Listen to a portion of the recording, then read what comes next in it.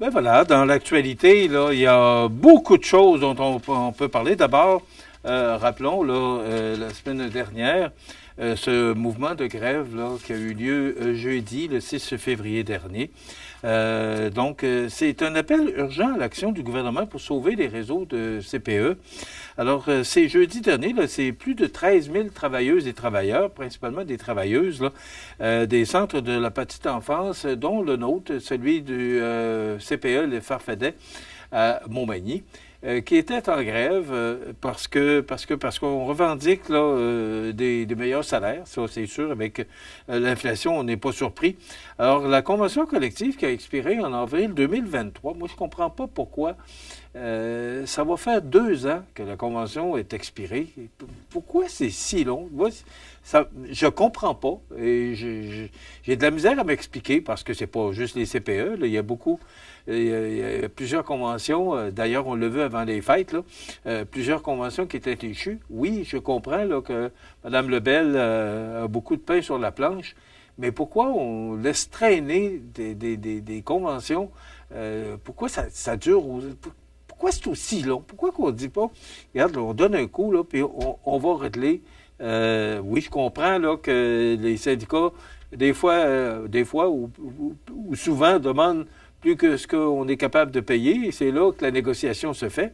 Mais de là à ce que ça prenne 2 ans, j'ai de la misère à m'expliquer ça. En tout cas, les demandes des travailleuses et travailleurs sont claires, soit des conditions de travail améliorées, une meilleure rémunération pour attirer et retenir le personnel, ainsi que des primes pour compenser la disparité régionale. Donc, il devrait y avoir, si ça ne se règle pas, et ça me surprendrait que ça se règle au cours de la prochaine semaine, il y aurait une autre journée de grève lundi prochain, le 17 février. Donc, les parents doivent en être informés là, pour s'organiser. Et quand on pense, là, c'est les parents là, à l'autre bout, ou les grands-parents, ou peu importe les gens là, qui doivent aider parce que, comme les enfants ne peuvent pas aller à la garderie, les employeurs aussi, il faut que les employeurs fassent leur part là-dedans pour aider ces gens-là, ces parents-là qui n'ont pas de place là, pour faire garder leur enfant. Donc, la maman ou le papa doivent rester à la maison ou encore demander aux parents ou aux grands-parents de les aider là, pour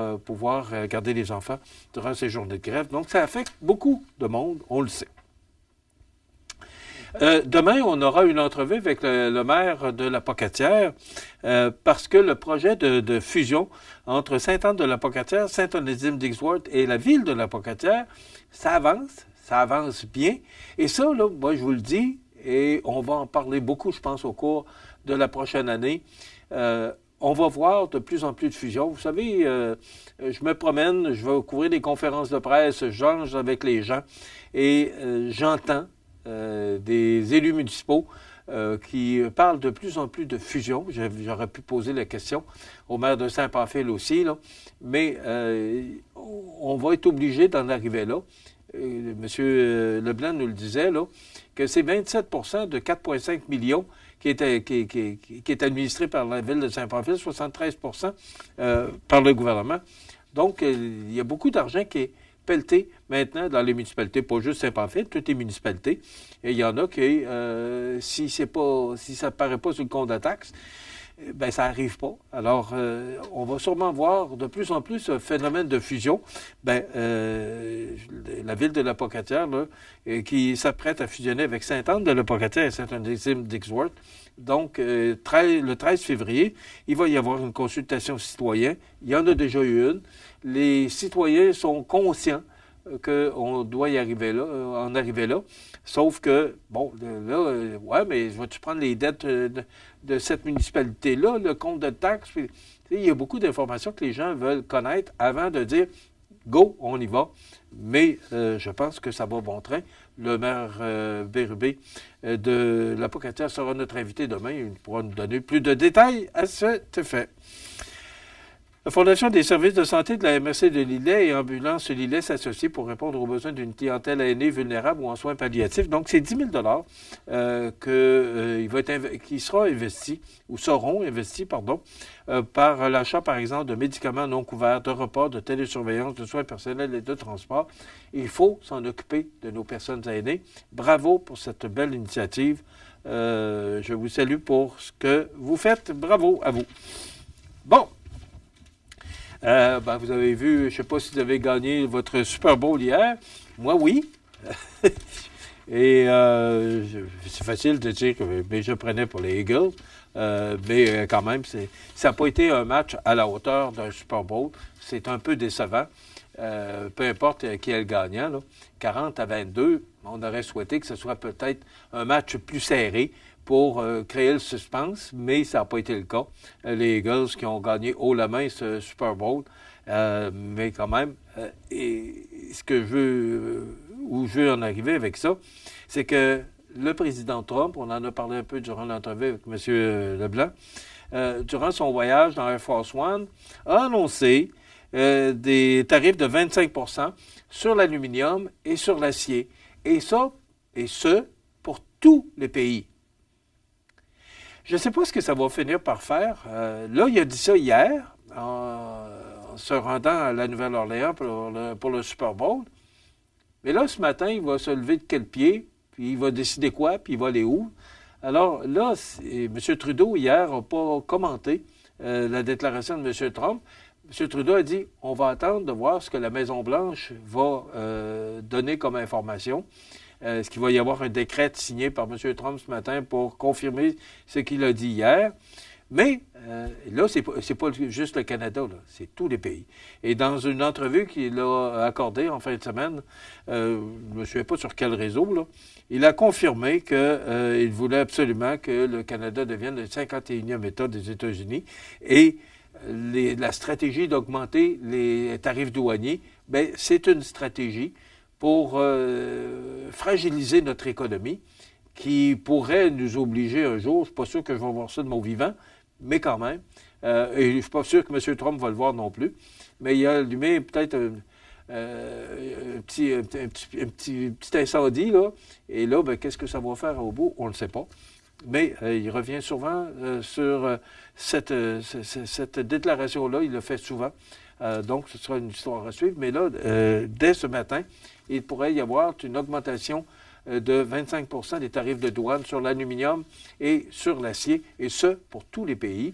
Et hier, je voyais, écoutez, j'écoute beaucoup de nouvelles parce que je vous parle à tous les matins, puis je veux être bien informé pour bien vous informer.